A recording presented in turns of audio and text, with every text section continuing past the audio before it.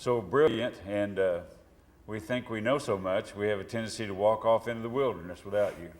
Help us not do that today or ever. We thank you, Father, for your guidance and your love. In Jesus' name, amen. Yeah. I'm going to start off by reading something I read last week, but I think it's important to make sure it's fresh in our head as we go through the what we're discussing today. This is from a book called The Meaning of Marriage, and it is an excellent book. I forgot to bring it in today to show you, but it's a very, very powerful book. But let me, when I'm reading through this, don't listen necessarily just in terms of marriage, because it's really just talking about relationship. It's talking about, the things that we might be bringing into relationship and what that might be doing in the relationship. And it's also what other people might be bringing into relationship that might be affecting the relationship. So we're talking about the relationship between you and me. We're talking about the relationship between us and family. It could be anybody. So listen to it in that way. Repeatedly, Paul shows us that love is the very opposite of self-seeking, which is literally pursuing one's own welfare before those of others. Self-centeredness is easily seen in the signs Paul lists: impatience, irritability, a lack of graciousness and kindness in speech, envious brooding on the better situations of others, and holding past injuries and hurts against others. In Dana Adams Shapiro's interviews of divorced couples, it is clear that this was the heart of what led to marital disintegration.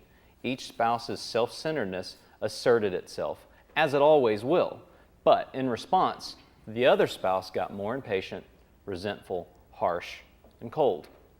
In other words, they responded to the self-centeredness of their partner with their own self-centeredness.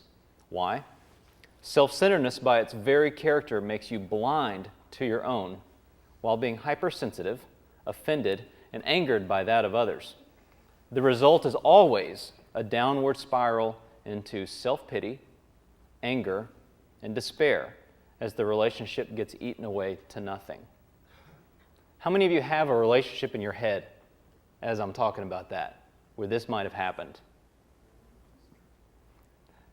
How many times have you said, you know what, that person, they're just not, they just bring bad stuff. They brought this to this. Why don't they just understand? If they could only see what I'm thinking or what I'm saying or see that I'm right. Self-pity, I'll tell you, I'll be honest, self-pity, man, I struggle with that one. It's just terrible. Why don't they understand that I just mean the best? Those kind of things. That kind of thing is something that can just take over.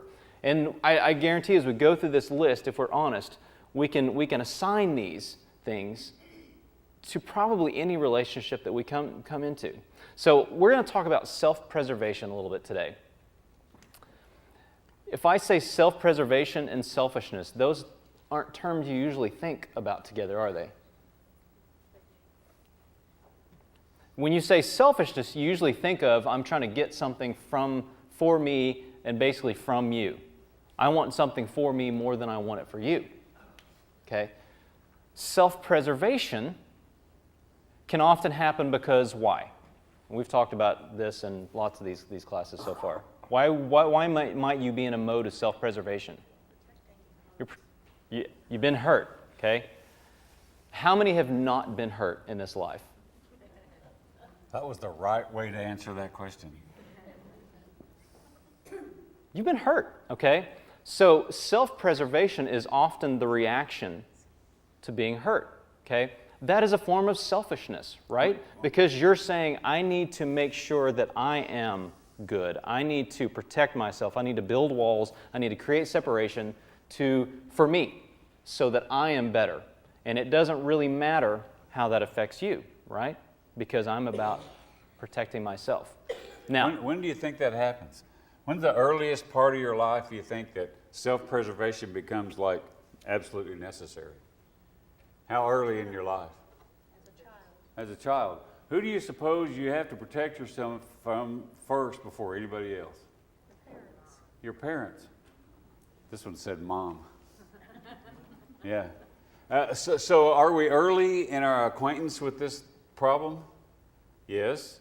And can you actually acquire it from a simple thing like spanking your hands because you keep getting in the candy jar?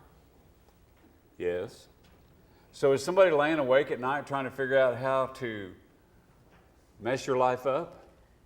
No.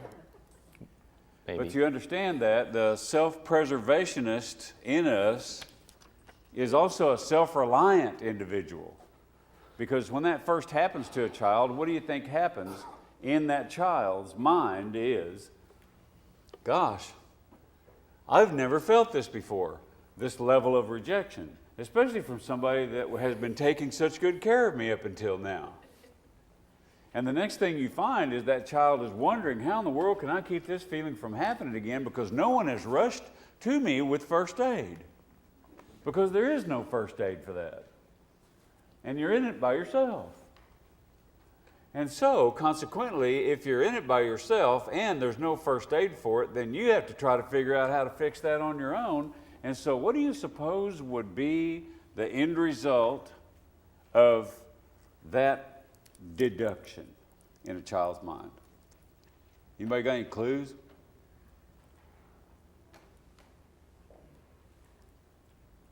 No? Consequences for behavior. Huh? Consequences for behavior. Well, of course, that starts to be like, okay, I've got to fix this, but the consequences for the behavior, do you understand, don't even come first. Even though later on they're going to try to understand this and may come on that. But the first thing they believe they need to do is be perfect. Let me see how I can keep that from happening ever again. So I'm going to be the most pleasing person on the planet now. How do you think that works out for them? Can't be. Impossible to be. They don't have enough knowledge to be. They're still in training, right? Okay, because right after they stuck their little hand, you understand, in their candy jar, what do you think the next thing they did was? Go get mom's keys and try to stick it in a light socket on the wall. Oh, that's wrong too? Oh. And then they poop in their pants and they go, oh my goodness, you've done that again. And here we go, okay? And the next thing you know, I mean, you're trying to teach the kid how to tie his shoe, and okay, we're going to the grocery store, tie your shoe. 35 minutes later, you're like, we got to go to the grocery store. And you reach down there and you tie that shoe for them, do you understand? Thinking, we've spent enough time trying to let them learn how to tie their shoe. But you sent a message without knowing it that you're just not smart enough. I had to do it for you again. And they feel the rejection, do you understand? Okay, can you help this? Are you doing this on purpose? Are you laying awake at night thinking, how can I make my child absolutely insane? No, absolutely not. So is self-preservation something that we're not only a Neanderthal about, do you understand?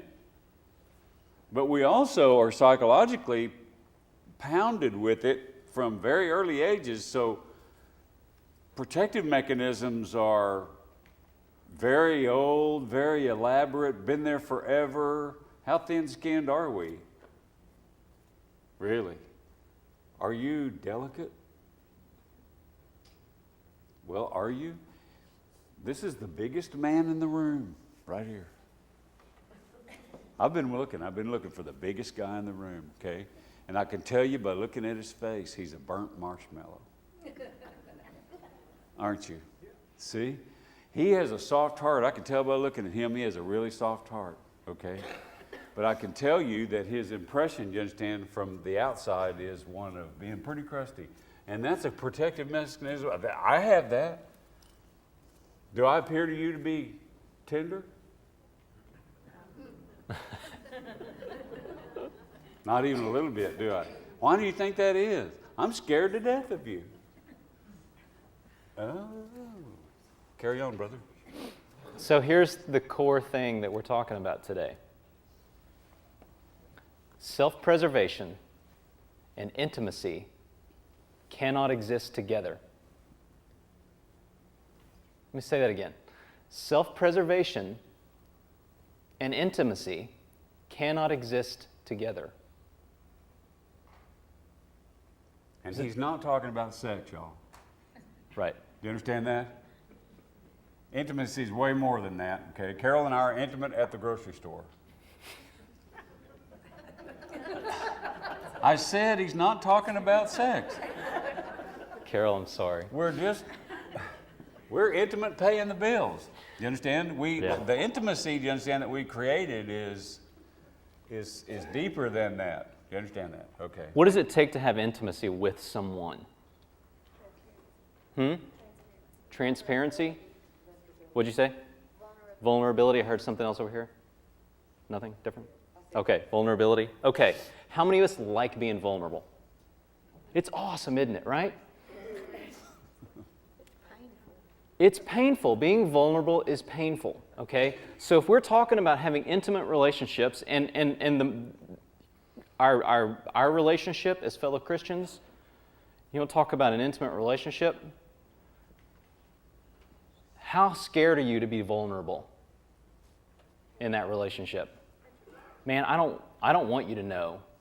I don't know what. Yes, as Steve said, sometimes you're up here and you think, I sure hope they can't see what's in my head because it runs screaming. You don't want to be vulnerable because it is so scary.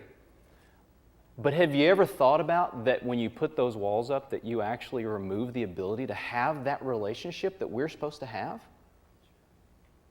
If I'm trying to protect myself, then I can't ever have complete transparency and vulnerability with you. If you want to look at any relationship, I don't care what it is, whether it's your bosses, your wives, your children, the people that you run into at church, it doesn't make any difference. It really doesn't. There's kind of a rule, if you will, in doing it right, and there's rules for doing it wrong. And we never talk too much about the rules, but we know they exist and we go by them depending on which one we want to achieve.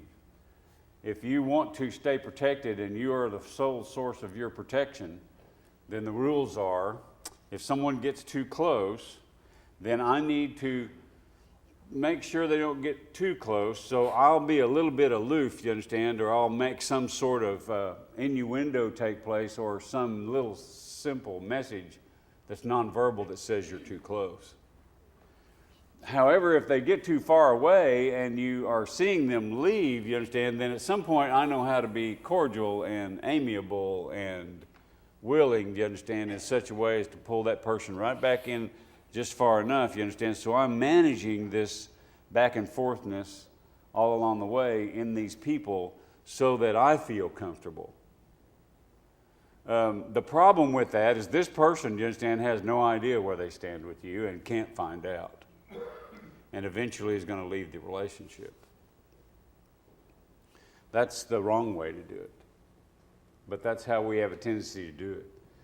There's an interesting way to do that that I'd never thought of, and I had to have help finding it. I hope you will try it yourself.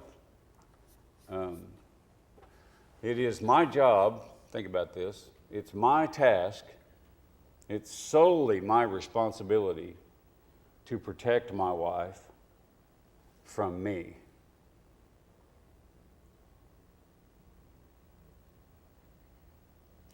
Because if she ever has to start protecting herself from me, no intimacy can take place.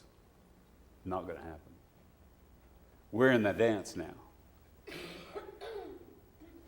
However, you understand she has an equal responsibility of protecting me from her.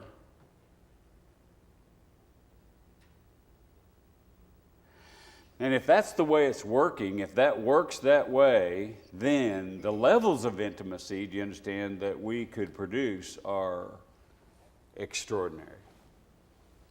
How are we going to find out how to do that?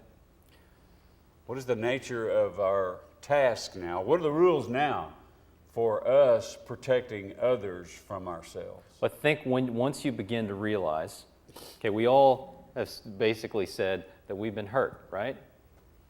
So when you realize that you've been hurt by humans and you realize that you're a human, you might realize that you're handing out quite a bit of hurt yourself. So how important then is it to know a little bit about yourself? in order to know what you're bringing into a relationship. And one of the first classes we talked about how everybody brings their own garbage into the relationship.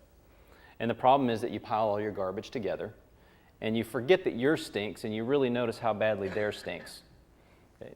That's happening in reverse. And that's the thing that we don't think about so much, is that that goes both ways. So you have to start knowing what you are bringing into a relationship and what you might be doing to cause pain. That might take a little bit of searching, both of yourself, your history. It might take also vulnerability, because you might need to have someone that you can talk to and you can say, can you please tell me what I'm doing, what I might be bringing? Any of you men ever ask your wives, tell me what's driving you crazy about me? No? Oh, maybe I shouldn't have done that. But I did. And you know what? She told me. Without hesitation. It was almost like she was waiting, for an opportunity. Page 55. Yeah. And so, have you ever thought about that? Have you ever thought about asking? Give me an idea of what it is that's driving you nuts. Okay? I'll see what I can do about working on that. And you know what was really interesting? Was she didn't respond in kind. I thought, maybe I really messed up here,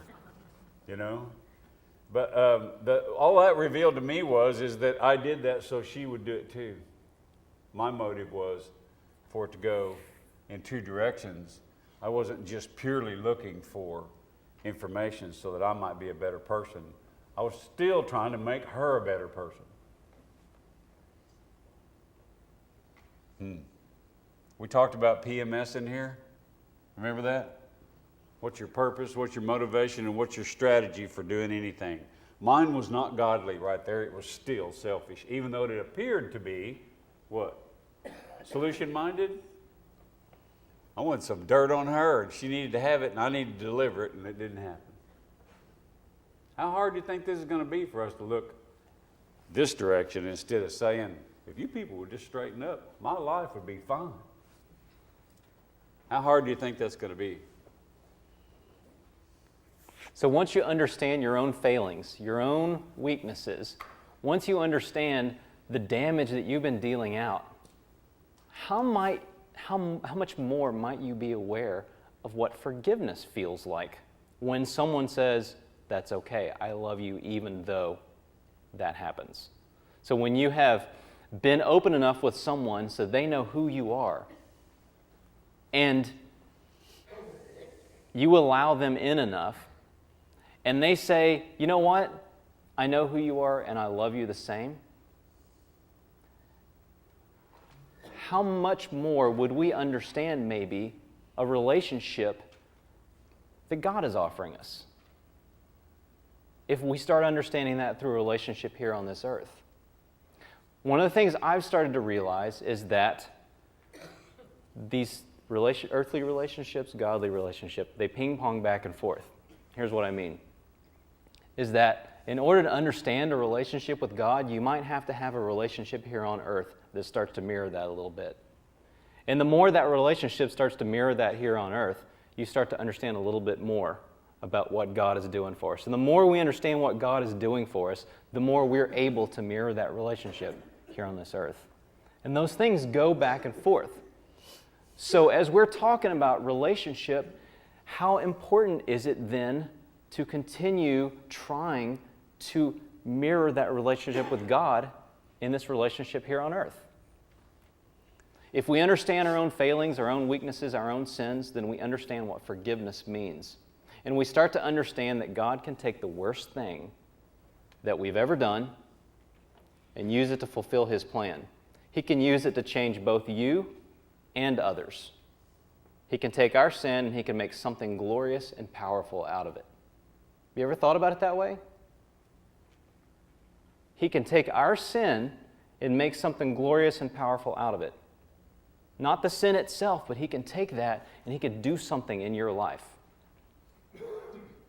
He can use that to change you. He can use that to change others. This is a little bit like asking God, okay, how would you like for me to love others? Instead of you deciding on your own. And I doubt seriously that the love that you have for people that you care for, greatly is stifled, do you understand, in any way, shape, form, or fashion. Because, we just do it, but we do it, do you understand, in the way we want to. And when it's time for God to say, I want you to love this person, I want you to love them this way, we're deaf to that.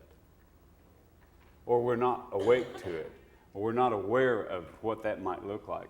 And I'm not saying that you can be, unless you are always in a condition to understand what is known as situational awareness. There's a fella fixing to join the Marines that we love and care for here. Do you think they're going to teach him about situational awareness? Oh, absolutely, yes. And what do you think God wants you to know about your situational and your awareness? Is that He's always working around you. Steve?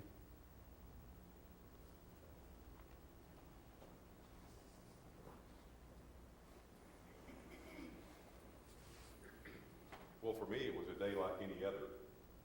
I had some business I needed to take care of for my company in Addison, and so I got that done and realized that needed to be way up on Hebron and about Midway. So I was positioned on Midway, and I said, well, I'll just go up Midway. It's 3 lanes, should be easily traversed. So I got up Midway and got to George Bush, and traffic slowed down to a crawl. Started looking, saw that there'd been a wreck up there, so we moved over a lane. And then I noticed a van was there. It looked like my daughter's van. I thought, well, there's hundreds of vans that look like that. It's not any big deal. So as we went through, I just kind of glanced over to see what had happened, and I saw my daughter holding a baby sitting on the curb. And her car was pretty well beat up, and there was a truck on the other side that was off in the grass. So there was no way to turn around, nowhere to stop on Midway, so I just pulled up to the next available apartment complex, turned around, gave her a call, and she answered, and I said, Cammie, I just drove past you. I said, what happened? And she said, I was in a wreck. And she said, can you go check on the kids? And I said, well, where are they? And she said, well, your oldest granddaughter probably has a broken ankle, and they're taking her to the one up on Parker. And so I headed up Midway, went to Parker, and I beat the ambulance there. And they were pulling her in, getting her taken care of. And I asked Cammie, I said, well, Cammie, are you okay? Is the baby okay? And where's Olivia? Because I hadn't seen any of my grandchildren. Well, Olivia was with her. The baby was okay.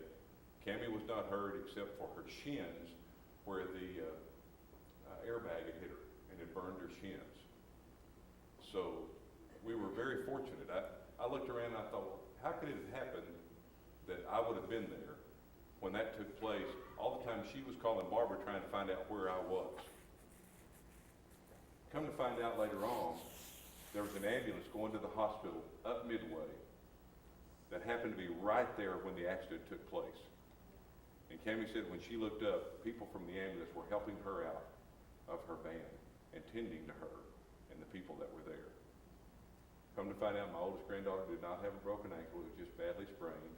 Cole was with her. He got to ride in the ambulance with her, so he thought that was kind of cool. Everybody was pretty shaken up, but everybody's fine now. They've had to replace their vehicle. But I just thank God for what He does and how He works in our life to make things work out and to protect His own people. Thank you, Steve. Why does God love him that way? You can ask him that, and he'll tell you. But I'll tell you that he loves him that way because he has a plan for him. I can't imagine what his presence meant to those people. Can you imagine that? Do you think they expected to see him under those circumstances? So how powerful was his face that day? Steve Mankin's face turned into Jesus Christ's face that day.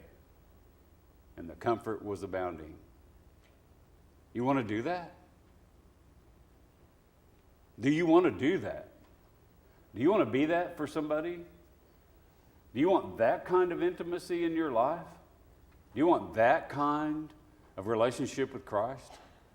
Do you want that kind of relationship with the Spirit that lives in you, that has been micromanaging the world so that a fullness of time might be available so that you might minister? Or would you like to do it your way?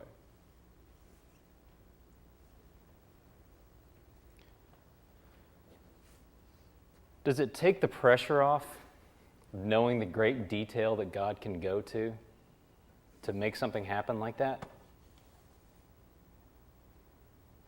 And if you see this happen in your own life, if your eyes are open to it and you see this kind of plan going on, does it maybe open your eyes a little bit to how God might be working in other people's lives? Anybody's God bigger today now?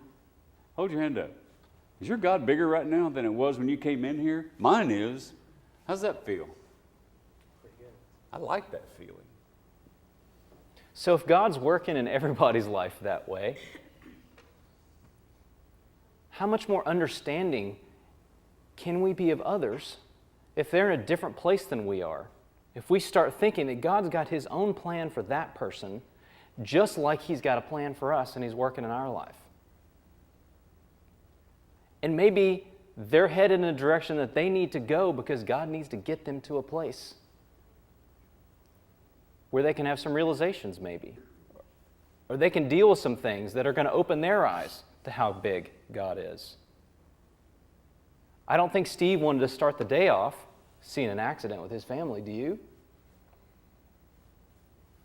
But how much more aware was he of God's presence at that point?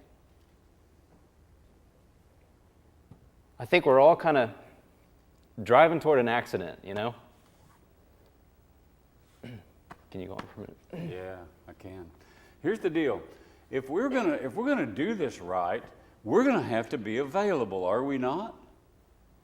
How is the best way for you not to be available? Do you think God knows that you're available or not? Do you think He has this big computer board up there and your light's either red or green? Do you think that's what it looks like? Or does He simply just have to look in your heart and know, not today? Do you think He has to move on to somebody else then? Or do you think your situation, do you understand, is just for you? I don't know. I can't answer that question. That's like asking, well, Steve, what's your soul look like? I don't know. Anybody ever seen one? Oh, any pictures? No. You can't even Google that. All right? It's an unanswerable question, isn't it? It's one of those things God doesn't want us to know. But I don't know exactly how this works, and I don't think He's going to let me know how this works. But I hear stories about this kind of thing happening all the time. And it has everything to do with, okay, my son finally called me today. He finally called me. He wants help. He's tired of using drugs, and he's tired of being drunk, and he's tired of us living on the street, and he just doesn't want this anymore. And it's a parent who has been in my office and had some skills developed, you understand, in how to respond to that son, so that that son, you understand, responds in a positive way toward some healing. And we never, ever, ever, any of us talk to the son yet. It's not time. We needed to educate the parents, do you understand, so that they respond properly, so the son gets all of God that he can stand. You see, God is the only one that knows how much the last straw weighs and how not to put that on you, but to have that change your direction forever. If we interfere in that, then what have we done? If we interfere in that whole process and we take over and decide we're the ones that know how much the last straw needs to weigh, have we not taken over his job? And will you not have allergic reactions to that? You know what the allergic reaction list is to being God? First of all, what is the difference between you and God? All together now. He never thinks he's me.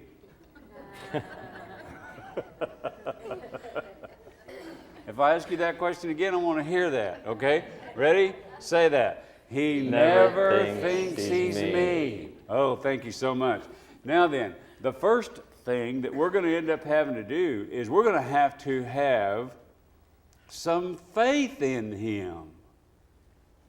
Are we not? Is codependency about a lack of faith?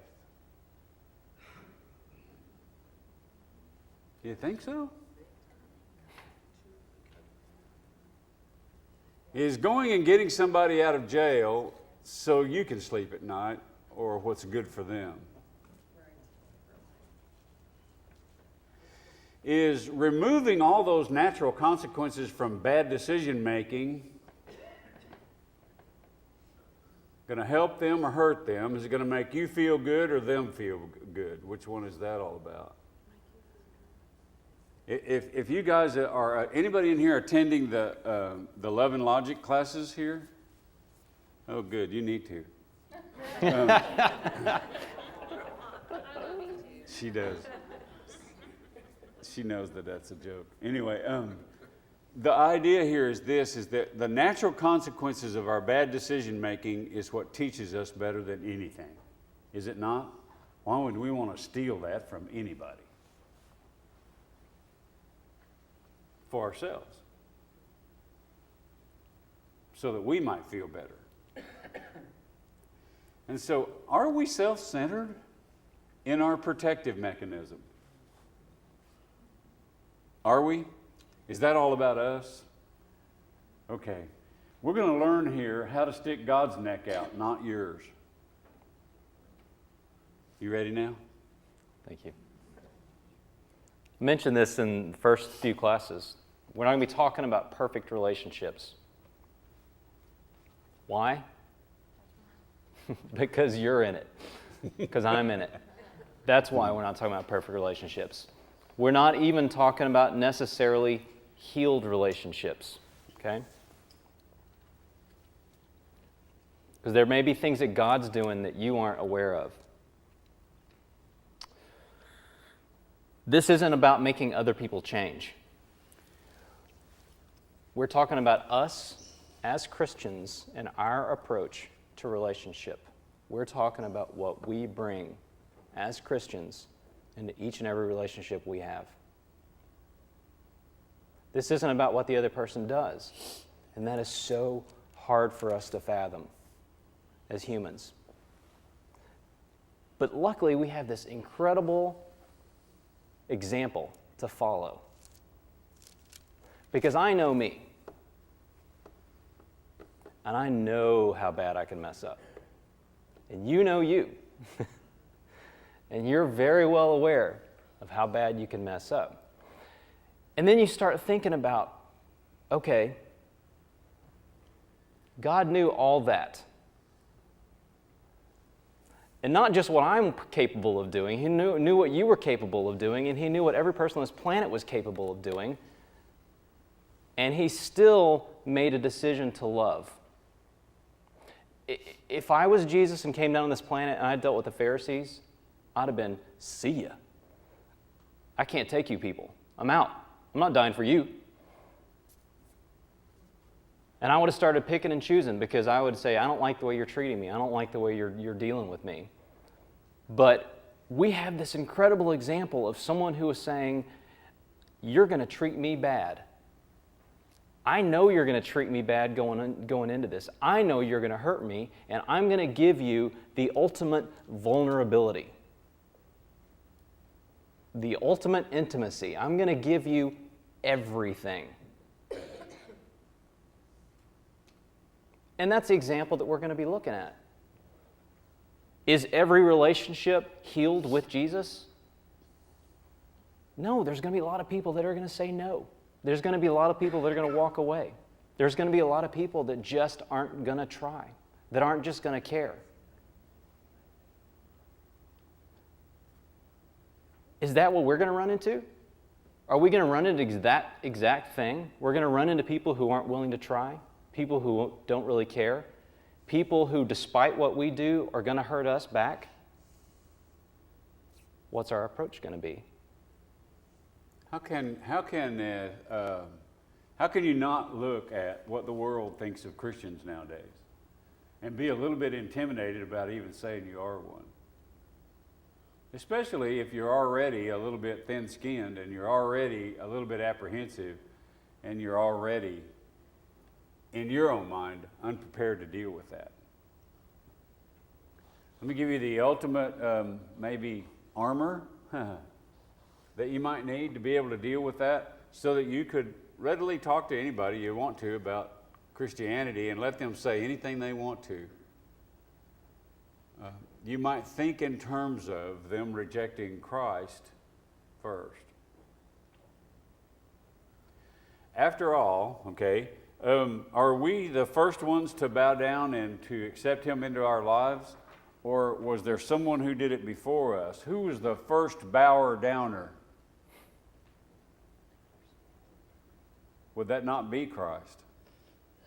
And what David's talking about is he bowed down, do you understand, in the midst of all of that negativity and anger and resentment and lying and persecution and all of that other kind of stuff. He was the first one.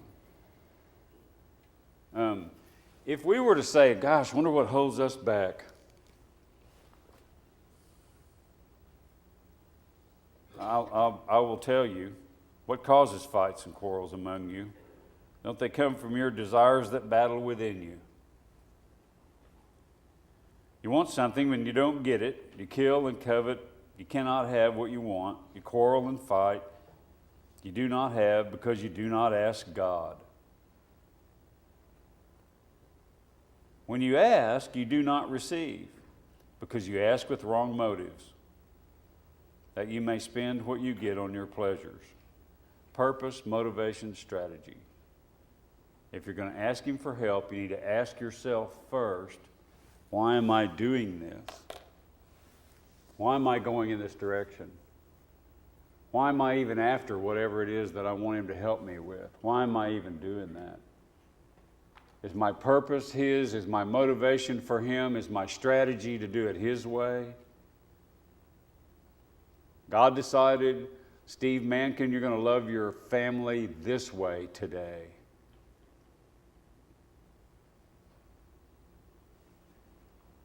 He would not have chosen that way. Is there any doubt in your mind that anyone who was ever healed by Christ, brought back to life by Christ, anybody who was ever even healed because they simply touched the hem of the garment, do you understand? Any of those people, think in terms of all of those people, all those places that Christ was and all those people that whose lives were changed because of Jesus and the power of God through Him. Do you think those people ever got stopped being asked about what happened to them?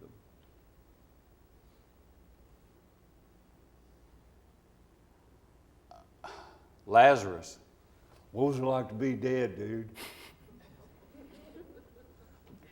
Did you see the light?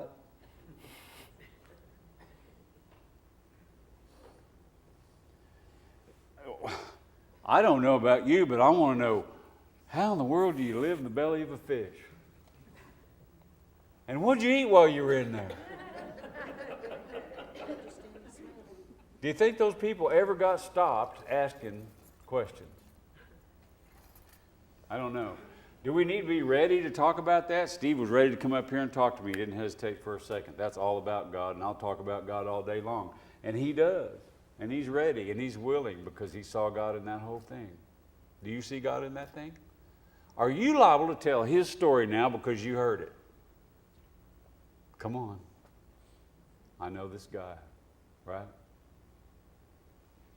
Are we automatically drawn to good news? Is that not good news?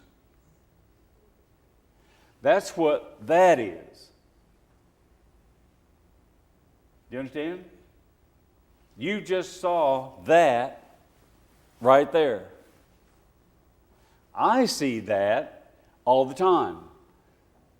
I see people bring me good news every day. They stop me and say, I got to tell you what happened. Hold on, let me tell you about this, okay? And I'm standing up here trying to get ready for this class, and here they come, okay? I got to tell you what happened. Is this not the crux to the good news? And our level of participation is critical, and it's critically tied to our ability to be intimate with others. Here's the thing. If you're willing to undertake this kind of a journey, if you're willing to experiment with this kind of vulnerability, I guarantee you your life will change. Guarantee. If you are willing to open yourself up to people like this, if you're willing to open yourself up to letting Jesus shine through you, I guarantee you that relationships will change. And I guarantee you that lives will be touched. How can I guarantee that? I know. We're sticking God's neck out, not ours. That's how you do it. Now then, how many of you are still scared to death of public speaking? Oh, man. Okay. Do you understand this kind of intimacy is very much akin to public speaking? It's natural for you to be a little bit afraid of this. It is. But you know what reduces uncertainty? Knowledge. If you knew this is what was happening, if you knew when you proposed things like this to others, you boasted, if you will, about your relationship with God in realistic sort of ways, which people are so screaming hungry for, you can't imagine how hungry people are for this kind of information about what God is doing today.